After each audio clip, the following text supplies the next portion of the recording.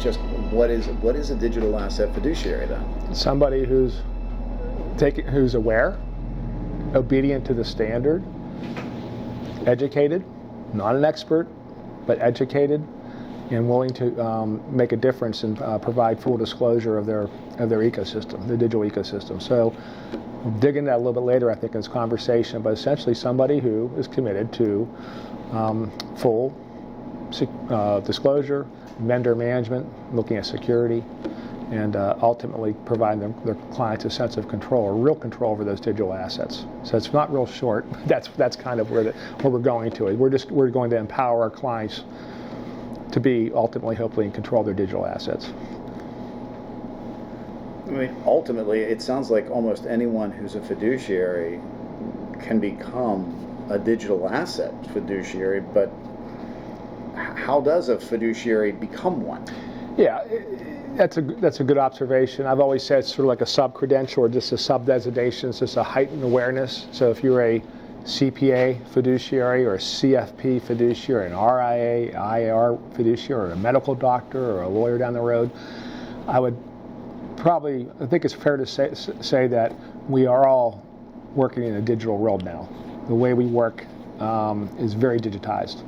So the point of the DAI as an initiative is to really encourage those same fiduciaries to make a statement of additional education, nothing extravagant, showing awareness, and also being willing to expose and do introspection on their own digital ecosystem and provide clear disclosure to the client of that ecosystem in terms of the level of security, the level of privacy, and ultimately the ability for my client to control their data. So really, I would argue the traditional fiduciaries, this is simply a sub-credential we all could share if I'm working cross-discipline with other fiduciaries in terms of a commitment to raising the bar.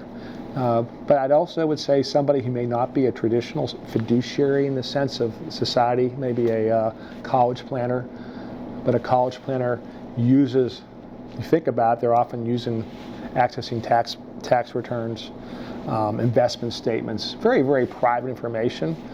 Certainly if a college planner wanted to adhere to the standard in some of the reporting requirements of a digital asset fiduciary, we'd say they could aspire to that and be a digital asset fiduciary. Well, it seems like there's a lot of education that's actually needed. But let's just go back to that question. And so what kind of education allows one to become a digital asset? Well, the good news, I would argue, it's luck. I don't think it's a lot. I mean, we have a 4-hour, I'll call it an awareness course of just the history of the fiduciary. It's been the fiduciaries have been around for thousands of years. But it really is awareness of that very important role. And then we also go pretty hard into making us very aware that we have an extreme responsibility in this digital age. And just because you don't understand technology and you don't see what's going in that black box, as a digital fiduciary, you are responsible for, I say, becoming extremely obedient to the standard of putting your client's interests first. So education. And then there's a second course, again, a relatively brief course that you will commit to full disclosure of your ecosystem. I call it your digital ecosystem in terms of a rating that clearly provides your client an understanding of really what's going on with when I hand over my personal data to you, Todd. What's the level of security with the 22 vendors that you're sharing my data with? What's the level of privacy?